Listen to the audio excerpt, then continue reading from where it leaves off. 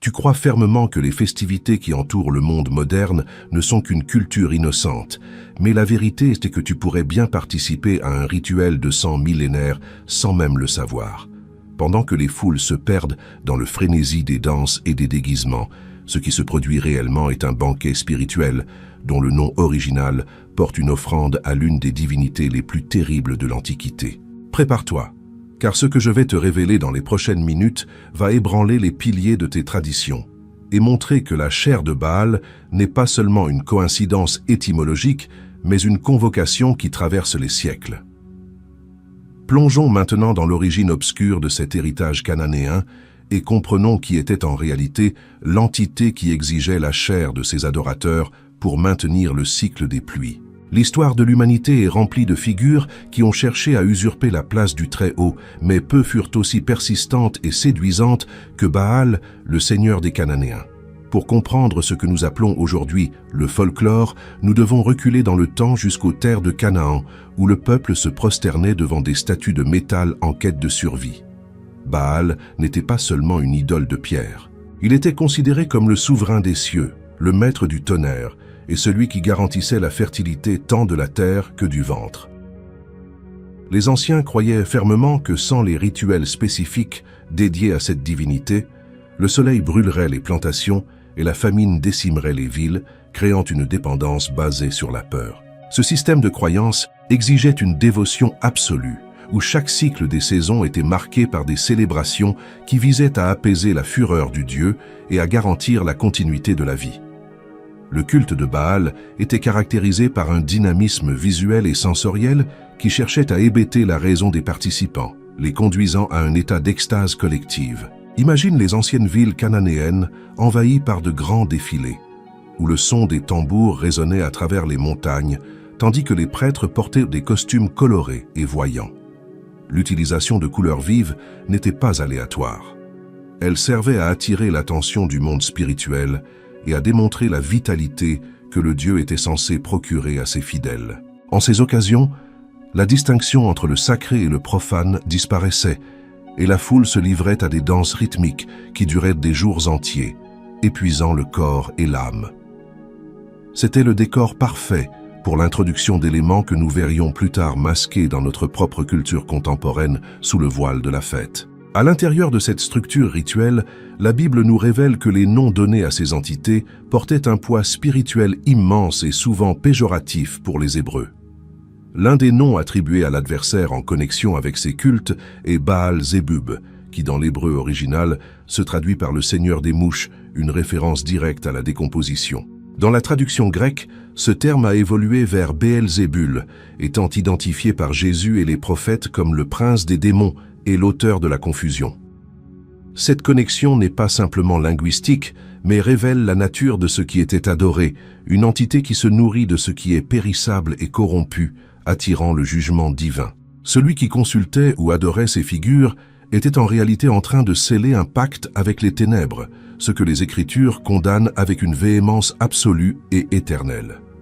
L'un des aspects les plus sombres et les moins discutés de ces festivals était la pratique de l'offrande qui a donné naissance au terme « chair de Baal », une expression qui fait frissonner les sages. Pour garantir que la terre reste fertile, les prêtres enseignaient que le Dieu avait besoin d'être nourri avec la substance de la vie, ce qui conduisait à des rituels sacrificiels. Initialement, des animaux étaient égorgés sur des autels de pierre.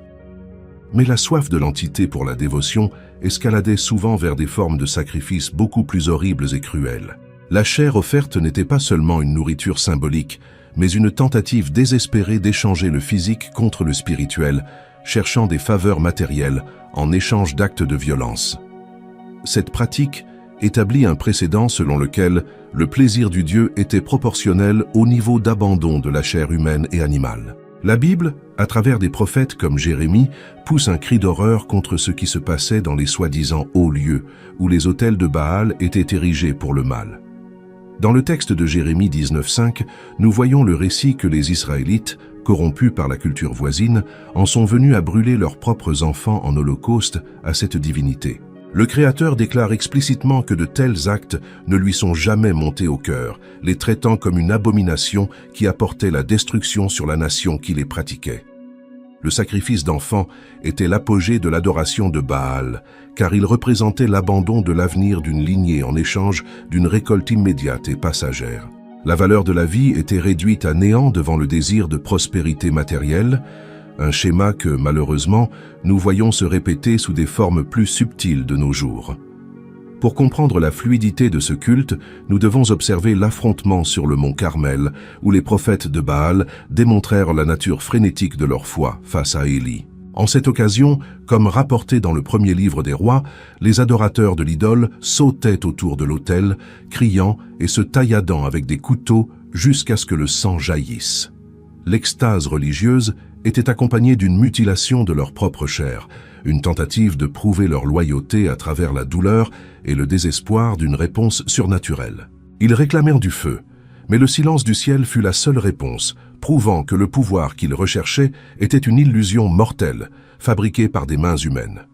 Cette tradition de cris, de sang et de danses incontrôlées créa le moule de ce que beaucoup pratiqueraient des millénaires plus tard, changeant seulement les noms des jours fériés. Ces pratiques ne restèrent pas confinées au sable de Canaan, mais s'infiltrèrent silencieusement dans les civilisations qui héritèrent de la domination du monde occidental, comme les Grecs et les Romains. Le concept de chair de Baal subit des métamorphoses, mais le cœur de la recherche du déchaînement et de la satisfaction des désirs les plus bas resta intact dans la psyché humaine. En observant les masques et les déguisements utilisés dans l'Antiquité pour éloigner les esprits ou pour cacher l'identité durant des actes pécamineux, nous percevons un pont direct avec le passé. L'homme antique croyait que sous un masque, il pourrait devenir une autre personne et ainsi échapper au jugement social tout en livrant sa chair au rite de fertilité. Le besoin d'anonymat pour la pratique de l'excès est le lien qui nous mène directement aux Saturnales romaines, où l'ordre était subverti et le chaos célébré. Si tu aimes ce genre de contenu, commente ici ton nom et la ville d'où tu regardes. Et bien sûr, si tu ne l'as pas encore fait, laisse ton like et abonne-toi à la chaîne pour ne pas manquer les prochaines vidéos. Maintenant, revenons à la vidéo. La transition des rites cananéens vers les grandes civilisations de la Méditerranée ne fut pas une disparition, mais une sophistiquée métamorphose de la même essence rebelle. Au cœur de Rome, la célébration des Saturnales en l'honneur de Saturne, le dieu de l'agriculture, devint le miroir où l'ancien culte de la fertilité de Baal trouva un nouveau reflet. Pendant ces jours, la structure sociale se dissolvait complètement. Les esclaves étaient servis par leurs maîtres et les normes morales étaient suspendues en faveur d'une liberté absolue et dangereuse. C'était un temps où le déchaînement non seulement était permis, mais était considéré comme une obligation rituelle pour garantir la bienveillance de la terre dans le cycle à venir. Cette atmosphère de chaos contrôlé servait de bouillon de culture idéal pour que l'esprit de la chair de Baal se manifeste sous de nouveaux noms et rituels, pour que les citoyens puissent se livrer à de tels excès sans affronter les conséquences sociales de leurs actes. La culture romaine perfectionna l'usage des masques et des déguisements. L'anonymat devint l'outil fondamental pour la transgression, permettant aux hommes et aux femmes de cacher leur véritable identité, tout en participant à des banquets et des orgies qui défiaient la décence. En se couvrant le visage, l'individu sentait qu'il se dépouillait de sa responsabilité envers les dieux et les hommes, plongeant dans une personnalité fictive qui ne connaissait ni limites ni restrictions. Ce camouflage n'était pas un simple divertissement esthétique, mais un acte spirituel de dédoublement, où l'être humain cédait le contrôle de son corps à ses impulsions les plus primaires. Sous le voile de la soie ou du bois sculpté, la chair cherchait sa satisfaction, sans le poids du jugement extérieur, perpétuant la tradition de nourrir les désirs charnels. La connexion entre ces pratiques romaines et le concept originel de sacrifier la chair est plus profonde que l'histoire superficielle n'ose l'admettre dans ses chroniques. Alors qu'à Canaan, on offrait la chair de bœuf ou d'enfant sur le feu, aux Saturnales, le sacrifice se tournait vers la gratification sensorielle et la consommation démesurée de plaisirs physiques. L'idée de chair muta d'un objet de sacrifice externe vers une expérience d'indulgence interne, où le corps lui-même devenait l'autel de la divinité célébrée. Rome, avec sa capacité à assimiler les cultes étrangers, absorba la vibration des festivals païens antérieurs, leur donnant une structure légale et festive qui durerait des siècles. Cependant, ce cycle de déchaînement était sur le point d'entrer en collision avec une force transformatrice qui changerait la face de l'Europe, l'ascension du christianisme institutionnalisé.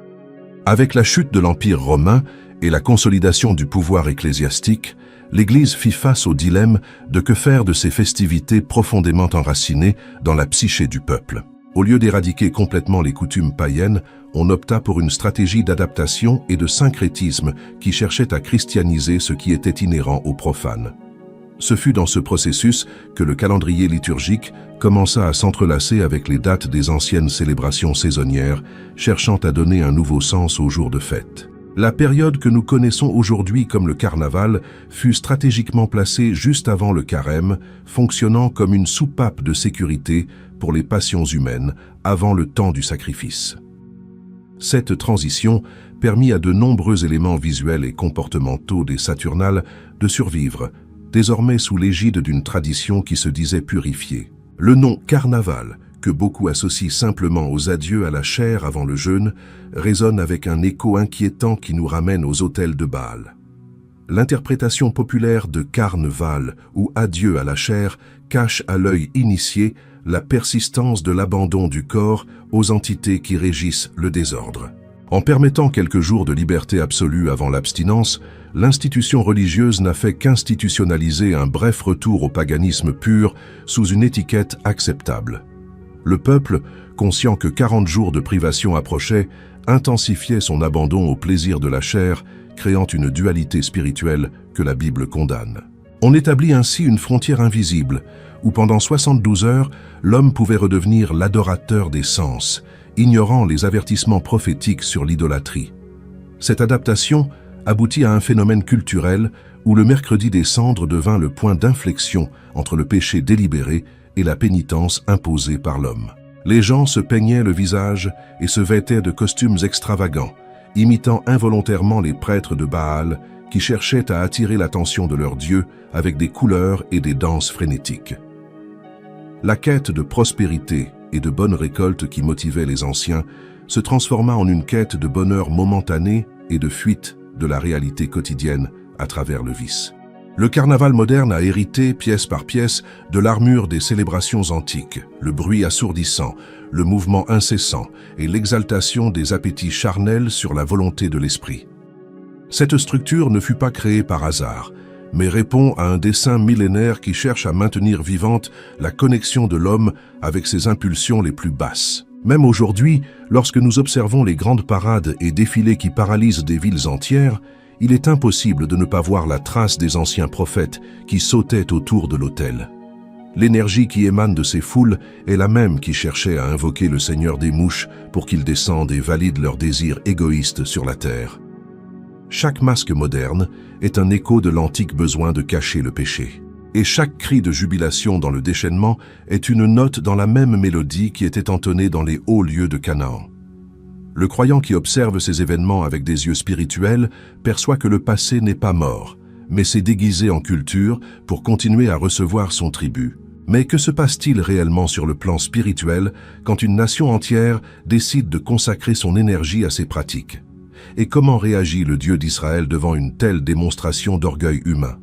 En observant l'évolution de ces festivités, nous percevons que l'essence de la chair de Baal ne s'est pas dissipée avec le temps, mais s'est plutôt raffinée en une pratique d'auto-indulgence extrême. Dans l'Antiquité, le sacrifice était visible, avec le sang d'animaux et tragiquement d'innocents versés sur des autels de pierre sous le soleil brûlant de Canaan. Aujourd'hui, l'autel est devenu invisible, mais le sacrifice de la pureté, de la dignité et de la tempérance continue d'être offert en place publique sous le nom de liberté culturelle. La chair, qui autrefois était brûlée en holocauste, est maintenant livrée au plaisir débridé, où le corps humain est traité comme un objet de satisfaction momentanée et de rebut spirituel. Le sage comprend que, bien que le feu physique ne soit pas allumé, la flamme des passions consume l'âme de ceux qui se livrent à ce système sécularisé. La Bible nous enseigne que le vrai combat n'est pas contre la chair et le sang, mais contre les puissances qui régissent les ténèbres de ce monde. Et Baal a toujours été l'une de ces figures centrales. Quand les Écritures mentionnent la chair de bœuf préparée pour l'Holocauste par les prophètes de Baal, il y a une signification spirituelle profonde qui résonne dans nos jours. Le bœuf symbolise la force brute et le dur labeur de la terre, représentant les conquêtes matérielles que l'homme place au-dessus de sa relation avec le Créateur. Dans le contexte moderne, le péché de la chair est la monnaie d'échange utilisée pour attirer l'attention de forces qui promettent prospérité et joie instantanée, mais qui ne livrent que du vide. Ceux qui plongent dans la frénésie du carnaval sont souvent sans conscience, en train de rejouer la quête désespérée d'une bénédiction qui ne viendra jamais d'idole d'argile. L'immersion dans ces fêtes promeut un dynamisme sensoriel qui est millimétriquement conçu pour déconnecter la conscience critique de l'individu et le connecter au collectif vibrant et chaotique. Les cris frénétiques qui aujourd'hui résonnent derrière les trios électriques ou dans les salles de bal sont les mêmes cris que les prophètes de Baal poussaient en se tailladant avec des couteaux et des lances. Le but est le même, créer un état de transe où la voix douce et paisible du Saint-Esprit est complètement étouffée par le bruit du monde. Sous l'effet de substances ou simplement par la contagion de la foule, l'homme moderne livre sa volonté à la domination du Seigneur des mouches, permettant à la corruption spirituelle de s'installer dans son cœur. C'est un échange injuste où l'on offre l'éternel pour le passager et le sacré pour ce qui est profane et transitoire. Nous devons analyser avec attention le terme Béelzébul, le prince des démons, et comment son influence se manifeste dans le désordre qui caractérise ces jours de folie intense. Puisque Baal-Zébub signifie « le seigneur des mouches », rappelons-nous que les mouches sont attirées par la chair en putréfaction, ce qui est en train de mourir ou déjà mort. Spirituellement, cela nous révèle que là où il y a dégradation morale et abandon des commandements de Dieu, ces forces trouvent l'environnement parfait pour se repaître et exercer leur domination. Le carnaval, en promouvant le culte du corps et de la chair, crée une chair spirituelle en décomposition, attirant des influences qui détruisent les familles, les foyers et l'intégrité de l'être humain. Il n'y a pas de neutralité dans ces célébrations. Soit on est sous la lumière, soit on sert à la table d'entités qui méprisent la vie. Le texte biblique dans Colossiens 2:8 nous avertit sévèrement de ne pas nous laisser séduire par des philosophies et des vaines subtilités basées sur les traditions humaines et les rudiments du monde. Le carnaval est présenté par la société comme un pilier de la culture nationale, quelque chose qui mérite d'être protégé et diffusé comme s'il était un héritage sacré de l'identité d'un peuple. Cependant, derrière cette subtilité, se cache la philosophie que l'homme est maître de ses propres désirs et que Dieu ne se soucie pas de quelques jours de divertissement. Ce mensonge contre-intuitif est ce qui maintient les chaînes de l'idolâtrie attachées aux pieds de beaucoup qui se disent fidèles, mais qui ne résistent pas à l'appel du tambour. Il faut avoir le courage de voir que ce que le monde appelle culture, la Bible le qualifie souvent d'abomination et de rébellion contre le Seigneur. L'histoire des personnages bibliques nous montre que le mélange avec les cultes de Baal a toujours abouti à la chute et à l'exil pour le peuple d'Israël, car Dieu est jaloux.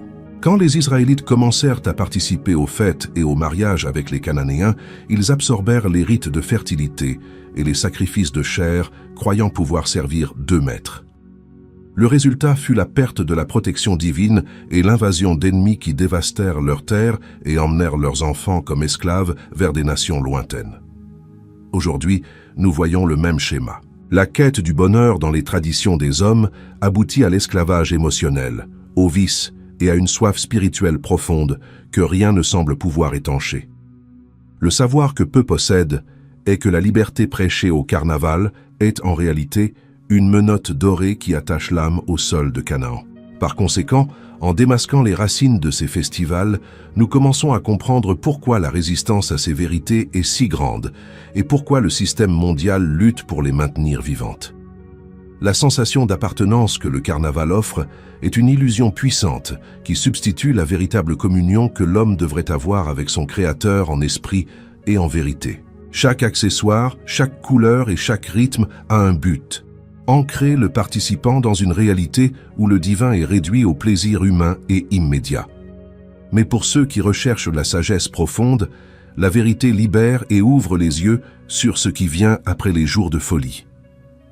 La question qui reste n'est pas sur la fête elle-même, mais sur à qui ton énergie et ta vie sont sacrifiées quand le soleil se couche. En avançant dans la chronologie, nous percevons que la structure du carnaval moderne a été méticuleusement insérée dans un cadre religieux pour apaiser la conscience des fidèles. La connexion entre la folie et le mercredi des cendres n'est pas un accident historique, mais une stratégie de contention qui permet le péché sous la promesse d'un pardon programmé. L'homme antique, dans sa ruse, créa un système où il pouvait livrer sa chair à Baal pour une période déterminée, croyant que 40 jours de jeûne subséquents effaceraient la trace de l'iniquité. Cette mentalité génère une dichotomie dangereuse, où l'individu se sent autorisé à plonger dans le déchaînement, puisque le calendrier liturgique offre une issue de secours spirituel. Le sage, cependant, discerne que Dieu ne se laisse pas moquer, et qu'une pénitence avec une date fixée pour commencer et finir jaillit rarement d'un repentir authentique du cœur. Le carême surgit alors comme cette période de 40 jours de privation, émulant le temps de Jésus dans le désert, mais servant souvent seulement d'intervalle entre 2 cycles de satisfaction charnelle. Avant d'entrer dans ce temps de supposée réflexion, les sociétés qui héritèrent de la coutume romaine ressentirent le besoin de vider le garde-manger, tant physiquement que métaphoriquement. Le carnaval devint la soupape de sécurité où tout était permis. Une dernière opportunité de rassasier les désirs de la chair avant que l'imposition des cendres n'apporte le souvenir de la mortalité. Il est fascinant et terrible d'observer comment la tradition humaine a réussi à transformer la préparation pour une date sainte en un festival qui célèbre exactement le contraire de ce que la sainteté exige. L'anonymat des masques, hérité des Saturnales, trouve ici son apogée, permettant que le visage du pécheur soit caché pendant que l'acte de rébellion est consommé. Dans les entrailles de cette tradition, le mercredi des cendres fonctionne comme un sceau de conformité qui clôt le banquet de la chair pour donner lieu au jeûne de convenance. Le contraste est frappant. Un jour, la foule se livre à l'alcool, à la luxure et à l'exaltation de l'ego. Le lendemain, elle courbe la tête pour recevoir une marque de cendre sur le front. Ce ritualisme vide est une façon de tenter de négocier avec le divin, en offrant un semblant de piété après avoir offert l'essence de la vie au pied des idoles de la modernité. La Bible nous avertit que le peuple honore Dieu des lèvres, mais que le cœur est loin, perdu dans les souvenirs des plaisirs vécus pendant les jours de Momus. La véritable spiritualité ne connaît pas cette alternance saisonnière, car l'appel à la sainteté est une constante qui n'admet pas de pause pour la célébration du profane. L'impact de cette pratique sur les familles et la société est profond, car il établit un précédent que le péché est acceptable s'il est étiqueté comme culture ou tradition festive. Pendant les jours de carnaval, les restrictions morales qui soutiennent l'ordre social sont relâchées, créant un environnement où l'excès est la norme et la modération est vue comme une déviance. Jeunes et adultes sont encouragés à perdre le contrôle, à expérimenter ce qui est interdit et à se perdre dans la masse anonyme qui coule dans les rues comme un fleuve de désordre. C'est la manifestation moderne des rites de fertilité où le focus est passé de la terre à la quête obsessionnelle de la satisfaction des sens à tout prix. Le résultat, loin d'être seulement une fête passagère, est une récolte de traumatismes, de vices et une désorientation spirituelle que les cendres du mercredi ne pourront jamais purifier par elles-mêmes. Nous devons regarder les personnages bibliques qui ont résisté à la pression de la culture autour d'eux, comme Daniel et ses amis à Babylone, pour comprendre ce que signifie ne pas se souiller avec les mets du roi. Alors que le monde autour d'eux célébrait des divinités païennes et se livrait à des banquets de consécration aux idoles, ils choisirent la discipline de l'obéissance au Dieu vivant. Ils n'acceptèrent pas l'anonymat de la masse, mais maintinrent leur identité claire et leur dévotion inébranlable, même sous peine de mort dans les fournaises ou les fosses. Le carnaval est la Babylone moderne, offrant le vin de sa fureur et exigeant que tous se prosternent devant la statue de la diversité et du plaisir immédiat. Celui qui possède la connaissance profonde comprend que la résistance à ce système n'est pas un acte de fanatisme, mais un acte de préservation de sa propre âme contre la séduction de l'abîme. Beaucoup argumentent que le carnaval a évolué et qu'aujourd'hui il n'est plus qu'une expression artistique de couleurs, de musique et de danse, déconnectée de ses racines spirituelles sombres. Cependant, le monde spirituel ne reconnaît pas le passage du temps de la même manière que les hommes. Les principes d'invocation et d'abandon restent les mêmes à travers les siècles. Si un rituel a été établi pour honorer la chair et les entités du désordre, le changement de nom du jour férié n'altère pas la fréquence spirituelle qu'il émet. En participant, même passivement, à ces rudiments du monde, nous validons une structure qui a été construite sur le sacrifice et la rébellion contre le Créateur. L'immersion dans cette atmosphère sature l'esprit humain d'une énergie qui est contraire à la paix de Dieu, laissant des marques qui mettent souvent des années à être effacées par la lumière de la vérité. Par conséquent, en dévoilant la supercherie de la pénitence temporaire, nous sommes confrontés à la nécessité d'un choix qui va au-delà du calendrier religieux des hommes. La véritable liberté n'est pas celle qui a besoin de masques pour être exercée, ni celle qui dépend d'une date annuelle pour se manifester dans des orgies ou des excès. Le savoir que peu possède est que l'ennemi de nos âmes se contente de nous donner 360 jours de religiosité s'il peut avoir 5 jours d'abandon total à sa volonté. La bataille pour ton attention et pour ta chair se gagne au jour le jour, dans le refus de se conformer à ce siècle et dans la recherche d'un renouveau qui ne dépend pas des cendres. Mais pour comprendre comment cette influence s'infiltre dans les régions les plus profondes de l'identité d'un peuple, nous devons analyser le pouvoir des symboles et des noms qui réclament encore du sang. L'utilisation de masques et de peintures faciales n'est pas un simple caprice esthétique des festivités modernes, mais un héritage direct des rites d'invocation les plus profonds de l'Antiquité. En ces temps-là, on croyait qu'en mettant un masque, l'individu n'était pas seulement en train de se cacher, mais de permettre à une entité ou à un esprit de la forêt d'occuper sa place. Cette transmutation d'identité était essentielle pour que les actes les plus vils puissent être commis sans que le poids de la culpabilité ne retombe sur la personne réelle, créant un vide moral dangereux. Dans le carnaval, cette pratique atteint son apogée, transformant les foules en un organisme unique et incontrôlé, mu par des impulsions qui défiaient la logique et la sainteté. Dans la perspective biblique, le visage est le miroir de l'âme et l'endroit où la gloire de Dieu devrait être reflétée, comme nous l'avons vu sur le visage de Moïse en descendant de la montagne. Quand l'homme choisit délibérément de se peindre ou de se masquer pour le déchaînement, il renonce symboliquement à son identité divine en échange d'une persona qui sert le Seigneur des mouches. Dans les célébrations à Baal, les dévots se peignaient avec des couleurs criardes et des substances qui évoquaient la nature sauvage, cherchant une connexion avec l'instinctif et le charnel. Ce processus de dépersonnalisation est ce qui permet à des individus, paisibles dans leur routine, de devenir violents ou immoraux lorsqu'ils sont protégés par l'anonymat de la masse déguisée. Le masque ne protège pas l'homme du jugement de Dieu. Il ne fait que l'encourager à pécher avec une audace qu'il n'aurait pas le visage découvert devant ses semblables. Le dynamisme de ces fêtes est alimenté par la sensation que sous le déguisement, tout est permis. Une maxime qui fait écho aux enseignements des écoles de mystère les plus sombres de l'histoire. Au fil des siècles, les civilisations égyptiennes et grecques utilisèrent également des déguisements dans leurs fêtes dionysiaques pour honorer les dieux de la fertilité et du vin, promouvant un état de transe. En ces moments, la barrière entre le monde physique et spirituel devenait ténue et les participants croyaient être possédés par la divinité même de la fête. Le carnaval moderne préserve cette fréquence spirituelle où la musique rythmique et répétitive agit comme une invitation pour que la conscience se retire et que l'instinct animal prenne le commandement.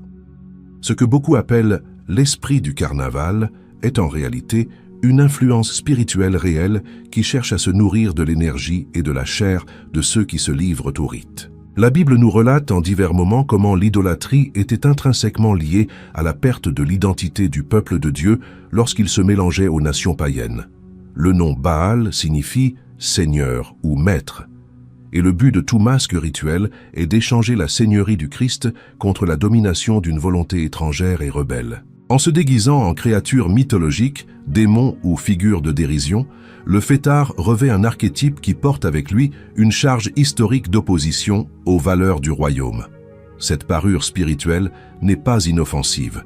Elle sature l'environnement d'une aura d'irrespect envers le sacré, où ce qui est saint est ridiculisé et ce qui est profane est exalté. Le savoir que peu possèdent et que les symboles ont un pouvoir et utiliser le vêtement de l'erreur est le premier pas pour marcher dans les pas du destructeur. Nous devons considérer aussi le rôle des grands défilés et comment ils miment les processions religieuses, mais avec l'objectif de glorifier la chair et la vanité humaine. Dans les rues, les chars allégoriques fonctionnent comme des autels mobiles, exhibant des figures qui renvoient à l'ésotérisme, à la luxure et à des dieux antiques que la Bible classe comme démons. La foule qui suit ces chars, chantant et dansant en adoration de l'esthétique et du rythme, reproduit fidèlement le comportement des Israélites devant le veau d'or dans le désert. Dans cet épisode, pendant que Moïse cherchait la loi, le peuple livrait ses biens pour créer un Dieu qu'ils puissent voir et qui permette leur déchaînement. Le résultat fut le jugement divin, car Dieu n'accepte pas que sa gloire soit divisée avec des idoles fabriquées par l'imagination corrompue d'hommes qui ne cherchent que le plaisir. Le sage comprend que le véritable danger de l'anonymat festif est l'illusion que les conséquences spirituelles peuvent être occultées de la même manière que le visage. Chaque acte commis sous l'effet du masque laisse une cicatrice sur l'âme, une marque invisible que les cendres du mercredi n'ont pas le pouvoir d'enlever par décret humain. L'abandon de la chair à Baal, à travers le corps qui s'expose et se livre au vice, crée des liens d'esclavage qui perdurent bien au-delà de la fin du jour férié. Beaucoup de vies sont ruinées en quelques jours de folie. Non par hasard, mais parce que le terrain spirituel a été préparé pour que la destruction ait libre accès à travers la renonciation à la sobriété. L'immersion dans ce système est un choix d'échanger la paix permanente contre une euphorie passagère qui exige un prix très élevé en dignité et en santé spirituelle. Par conséquent, en comprenant le poids spirituel des masques et des vêtements cérémoniels du carnaval, nous sommes appelés à réfléchir sur l'importance de garder notre visage découvert devant le Seigneur.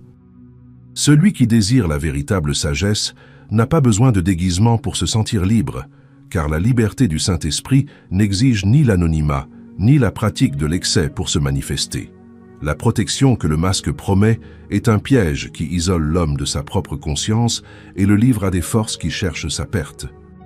En retirant le voile de cette tradition, nous percevons que la véritable fête a lieu quand la lumière de la vérité brille sur nous sans besoin de peintures ou d'artifices.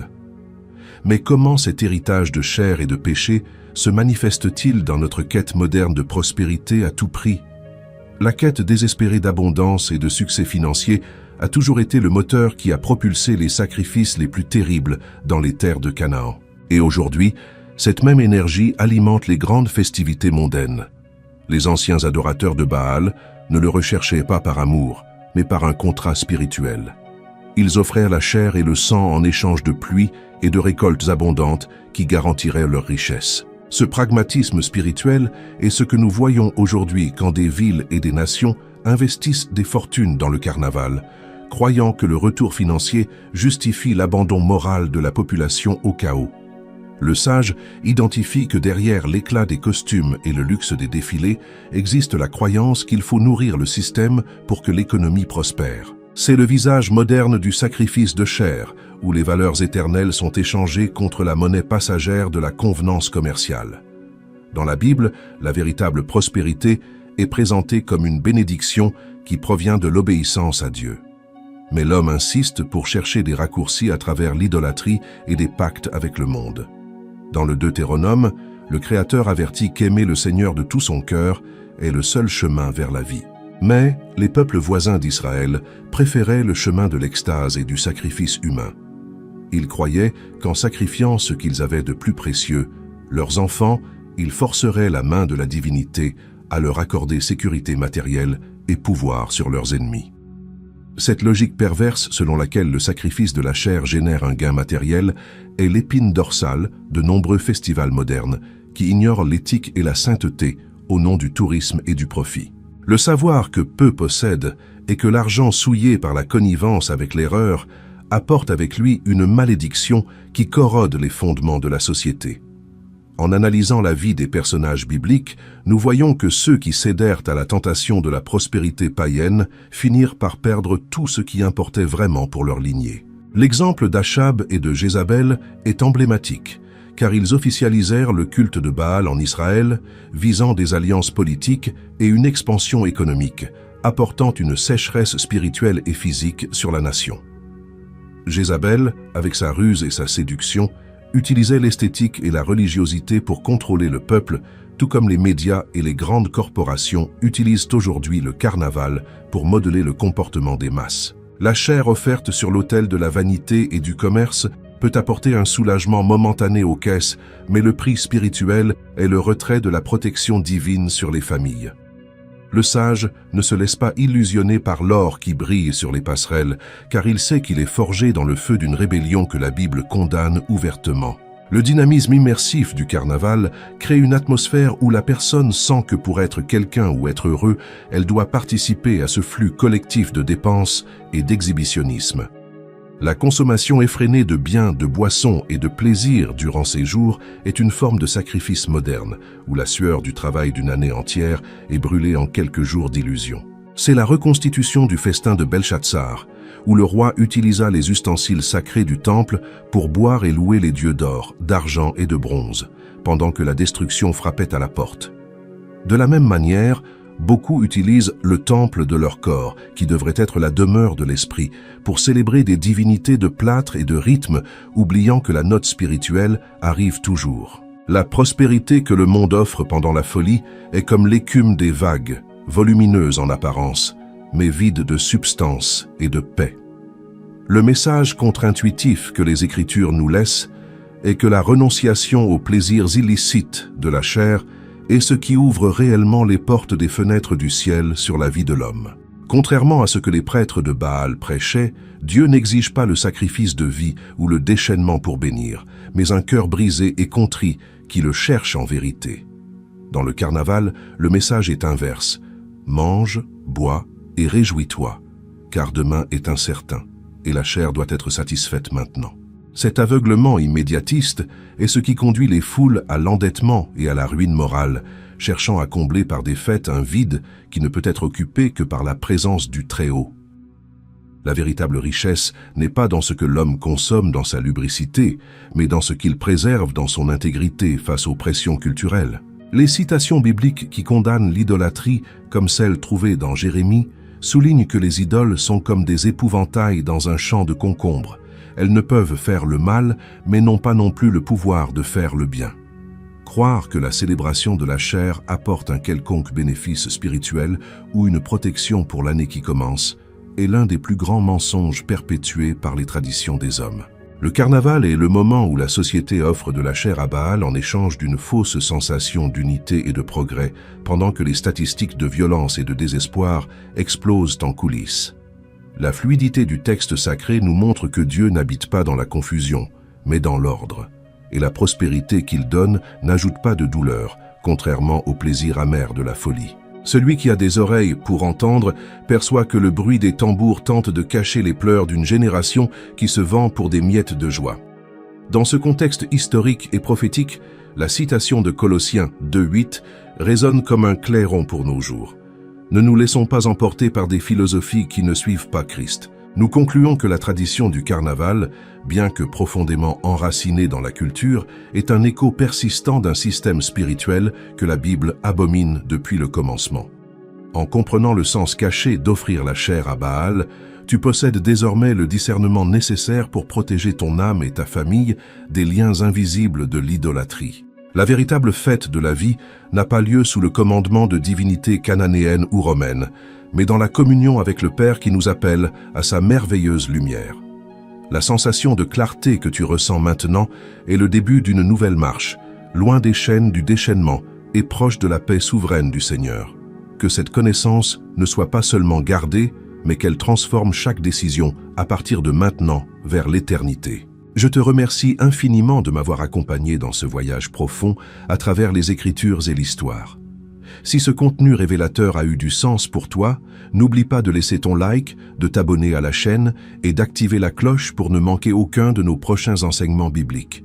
Considère aussi soutenir notre mission en devenant membre de la chaîne, garantissant un accès anticipé et des contenus exclusifs qui approfondissent encore plus ces mystères. Tout au long de la vidéo, tu as vu des produits que nous avons sélectionnés avec soin pour aider à la croissance de ta chaîne et de ton parcours spirituel. Cliquer dessus est un moyen direct de maintenir ce travail vivant.